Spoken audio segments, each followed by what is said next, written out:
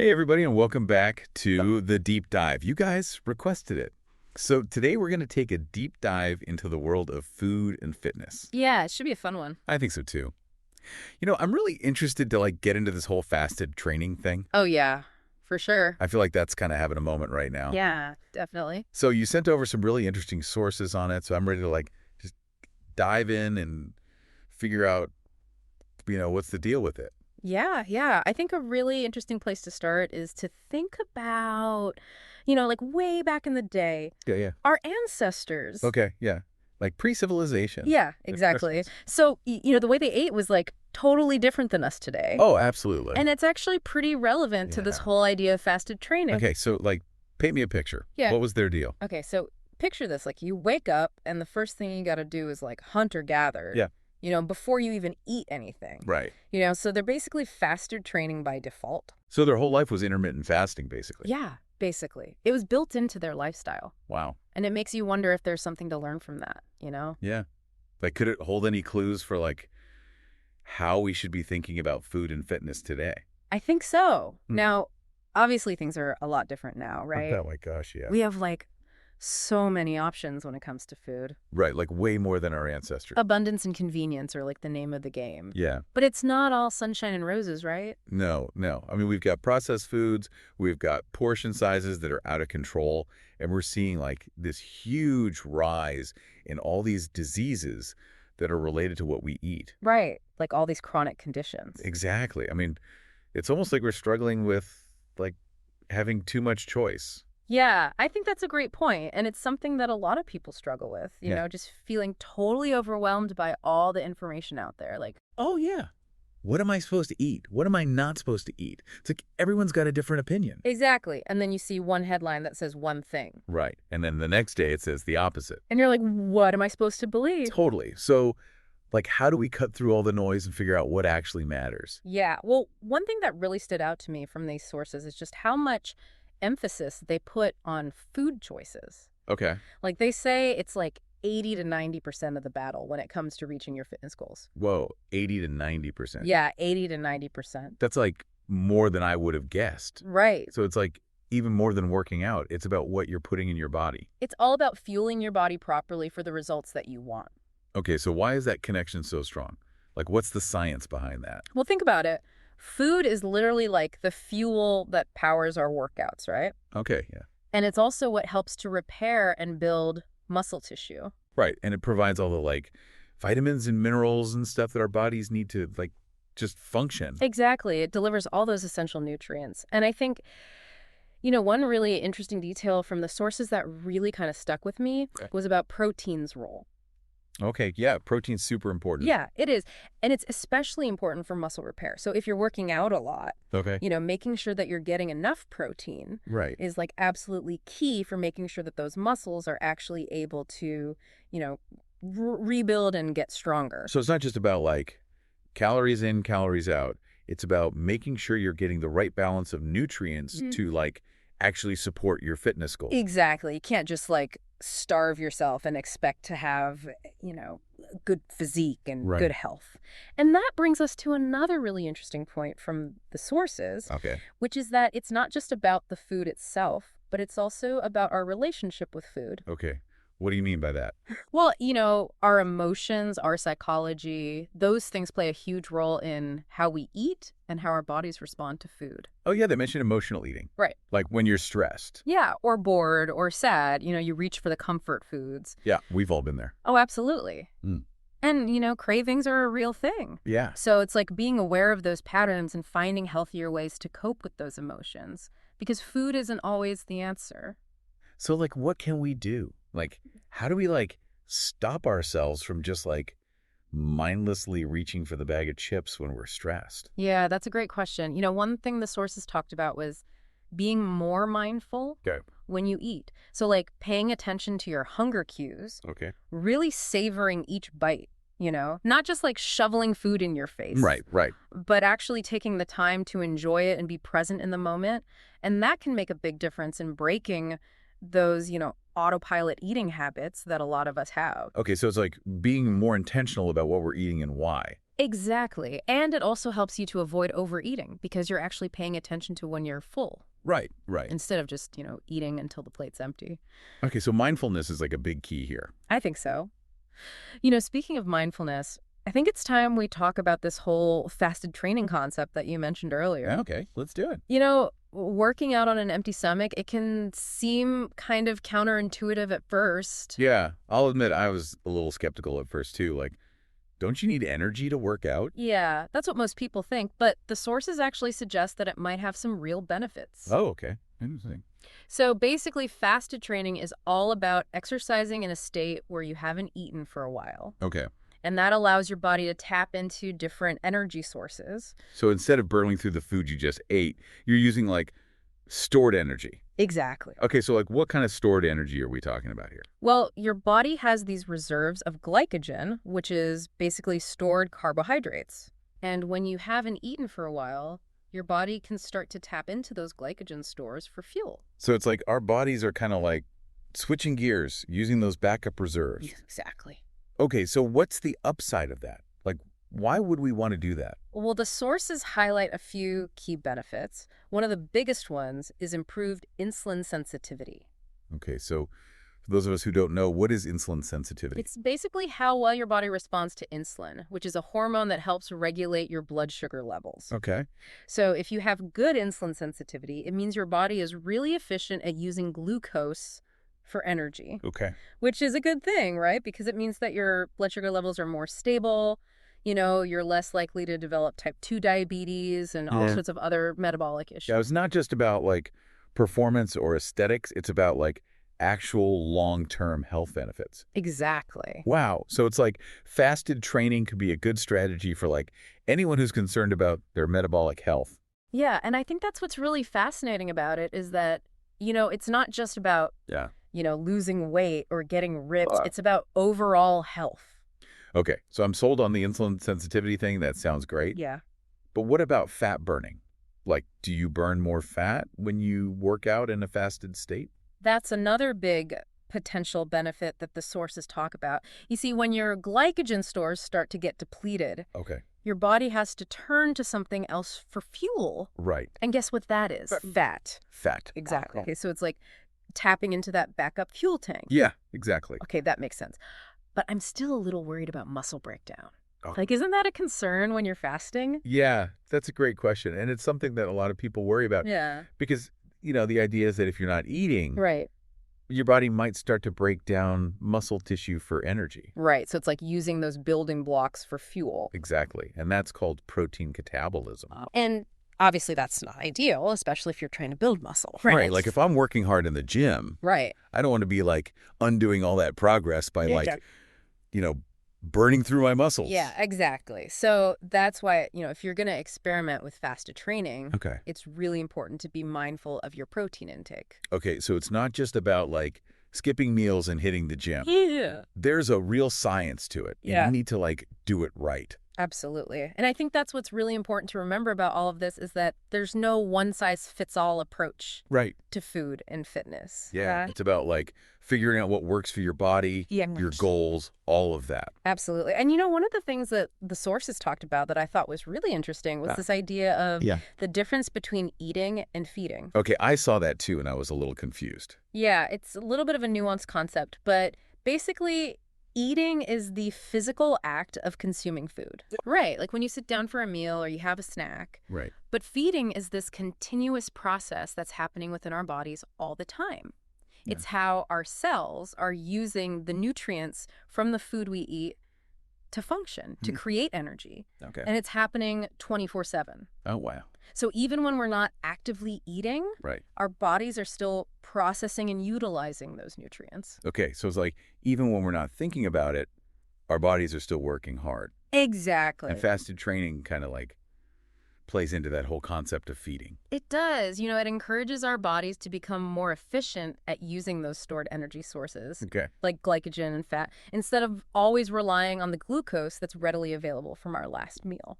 So it's almost like training our bodies to be more adaptable and resourceful. Yeah, that's a great way to put it. And that's got to be a good thing for like our overall metabolic health. Absolutely. Okay, so let's talk a little bit more about this whole like fuel source thing. Yeah. Because you mentioned glycogen, and I know that carbohydrates are like our primary source of energy. Yeah, that's right. And they're stored as glycogen in our liver and muscles. Exactly. So glycogen is our body's like go-to energy source, Okay. especially for activities that require those quick bursts of energy, like sprinting, weightlifting, things like that. Okay. So when we're fasted training Right. and we haven't eaten recently, our bodies start tapping into those glycogen stores for fuel. Okay, that makes sense. But what happens when those glycogen stores start to run low? Ooh, good question. What happens then? Well, that's when our bodies can start to shift to using fat as a fuel source. Okay. And that process is called ketosis. Okay, so it's like our bodies have this like incredible backup system. Yeah, it is. Like if the primary fuel source isn't available, it's like, okay, time to switch gears and use something else. Yeah, it's amazing how adaptable our bodies are, It really is. It's Yeah. like we're these incredible machines that are designed to like survive and thrive even when things get tough. Right. But one thing that's really important to remember is that, this whole idea of like surviving without food for extended periods, Right. it can be dangerous. Oh, yeah, for sure. Like Yeah. I'm not advocating for anyone to just like stop eating altogether. No, absolutely not. While the human body is remarkably resilient Right. and, we can survive for a surprising amount of time without food. Yeah. It's not something to be taken lightly. No, there are definitely risks involved. Yes, absolutely. And, one thing the sources emphasized was the importance of water, Okay. because dehydration can actually happen much faster than starvation. Right. So if you're going to experiment with any kind of fasting, Okay. making sure you're staying hydrated is absolutely crucial. Okay, so water is key. It is. Got it. Okay. Yeah. So we've covered the basics of like how our bodies use fuel. Yeah. But let's get back to fasted training for a sec. Okay. Because besides the insulin sensitivity and the fat burning, Yeah. the sources also mentioned something about like increased HGH production. What is that all about? So human growth hormone, or HGH, as it's commonly known, is basically this hormone that plays a really important role in muscle growth, repair, and recovery. Okay, so it's like kind of a big deal when it comes to fitness. Yeah, it is. And there's some research that suggests that fasted training Okay. might actually lead to an increase in HGH production, Oh, interesting. which could be beneficial, for people who are looking to build muscle. So it's like a natural way to potentially like enhance your muscle building efforts. Yeah, that's the theory. That sounds pretty cool. Good. But like, is it proven? Well, like with a lot of things in the nutrition and fitness Yeah. world, more research is definitely needed Yeah. to really fully understand this connection and to see how it applies to different people. Right, because everyone's different. Exactly. Okay, so it sounds like fasted training has a lot of potential benefits, Yeah, but it's not like a magic bullet. And there are definitely some things to be cautious about.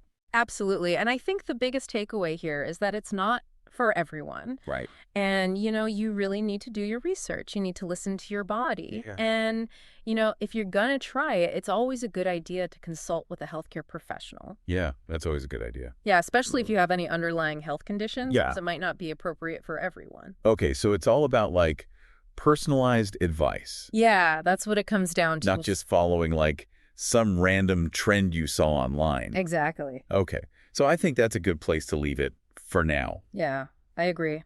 We've covered a lot of ground. We've talked about our ancestors. We've talked about the modern food environment. We've talked about fasted training, all that good stuff. Yeah, it's been a great conversation. I'm really glad we dove into this. Me too. So, we were talking about how important it is to listen to your body Yeah, when you're experimenting with fasted training, absolutely. because it's not going to be the right fit for everyone. Right. And, one of the sources mentioned that there are actually some specific groups of people who should probably avoid it altogether. Oh, okay. Like who? So, for example, people with diabetes, Oh. pregnant women, anyone with a history of eating disorders. Right. Those were all situations where like messing with your food intake could be risky. Exactly. And even if you don't fall into one of those categories, Right. it's still really important to pay attention to how you're feeling Yeah. during a fasted workout. Like if you're feeling lightheaded, You. weak, overly fatigued. Yeah, those are definitely red flags. Yeah, they are. Those are signs that you need to stop and refuel. Right, right. You know, don't try to push through it because that can actually be counterproductive. Okay, so it's like listening to your body is key. Absolutely. And that kind of leads to another important point that the sources brought up, Right. which is that individual responses to fasted training can vary a lot. Okay, what do you mean by that? Well, our bodies are all different. We have different genetics, different lifestyles, different activity levels, different overall health statuses. So what works for one person might not work for another. Exactly. And that's why, there's no one-size-fits-all approach to this. Right, right. It's really about figuring out what works best for you. Okay, so how do you do that? Like, how do you figure out if fasted training is right for you? Well, I think one of the best things you can do is just start slowly Okay. and listen to your body. So, don't go from eating a big breakfast every morning to suddenly doing an intense fasted workout. Right, right. Start by maybe just skipping your pre-workout snack. Okay. See how you feel. Yeah, ease into it. Exactly. Yeah. And then gradually you can increase the duration of your fasts as you feel more comfortable. Okay, so it's like a gradual process of like figuring out what your body can handle. It is, yeah. And I think, another really helpful tip is to work with a fitness instructor or a coach Right. who has experience with fasted training. Right, because they can kind of like guide you through it and make sure you're doing it safely. Exactly. And they can help you to create a plan that's tailored to your individual needs and goals. Okay, so it's like having that expert guidance can make a big difference. I think so, especially if you're new to this. Yeah, that makes sense. Okay, so we've talked about the benefits of fasted training. We have. We've talked about the risks. We've talked about how to do it safely. Yeah. Is there anything else we need to know about it? Well, one thing that I think is worth mentioning is that fasted training isn't just about losing weight or improving performance. Okay. It can actually have some pretty profound effects on our metabolism. Oh, okay.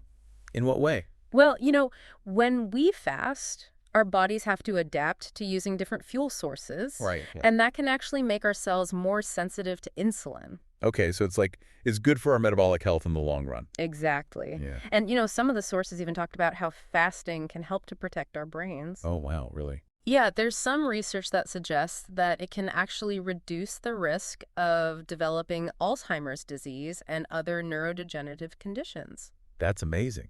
So it's like fasted training is good for our bodies and our brains. It seems that way. But, like with anything, more research is always needed Right, right. to really confirm these findings. Okay, so it's like there's a lot of potential there. There is. But we still need to be cautious and like do more research to really understand it. Exactly. And, I think that's a good reminder for all of us Yeah. that when it comes to nutrition and fitness, Yeah, there's always more to learn. absolutely. It's like a constantly evolving field. It is. And what we know today might be different from what we know tomorrow. Right, so it's all about staying curious and like continuing to learn and grow. Exactly. And, I think one of the best things we can do Yeah. is to question everything. Okay. Don't just blindly accept what you hear. Right. Do your own research. Yeah, be critical thinkers. Okay, so I think that's a great note to end on. I agree. We've covered a lot of ground today. Yeah. We've talked about fasted training.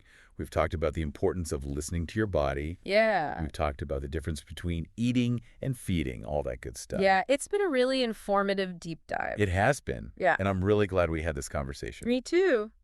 It's funny because when you think about it, it's Yeah. like our ancestors, Yeah. they didn't have all these fancy diets and supplements and all that stuff. Right. Right. They just ate what they could find Yeah, when they could find it. and moved their bodies. Yeah. And they were probably in pretty good shape. Yeah. I mean, it makes sense. It does. Like they didn't have all the processed foods and the sugary drinks and all the things that are kind of like messing with our health today. Exactly. So it's like maybe there's something to be said for simplifying things. Yeah. Going back to basics. Yeah, like getting back to like a more natural way of eating and moving. Yeah, I think so. And I think, that's one of the biggest takeaways from this whole deep dive. Okay, yeah.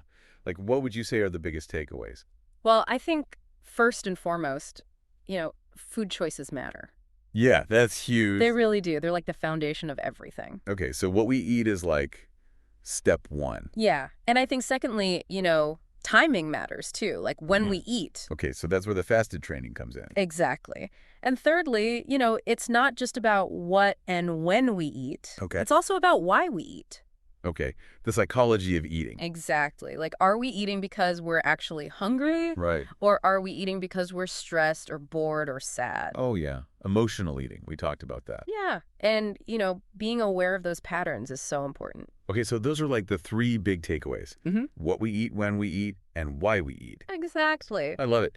Okay, so we've covered a lot of ground today. We have. It's been a great conversation. I'm so glad we did this deep dive. Me too. I feel like I've learned so much. Me too. And, hopefully our listeners have too. Yeah. And if you guys are listening, we would love to hear your thoughts. Yeah, for sure. What resonated with you from this episode? What are you going to try? What are you going to change? Hit us up on social media. Let us know. And in the meantime, Yeah. keep exploring, keep experimenting, and keep listening to your body. Yeah, that's the most important thing. Absolutely.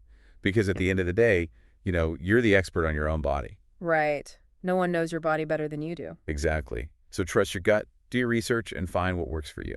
Yeah, and remember that there's no one-size-fits-all approach to this. Absolutely. And, most importantly, Yeah. have fun with it. Yeah, food and fitness should be enjoyable. Absolutely.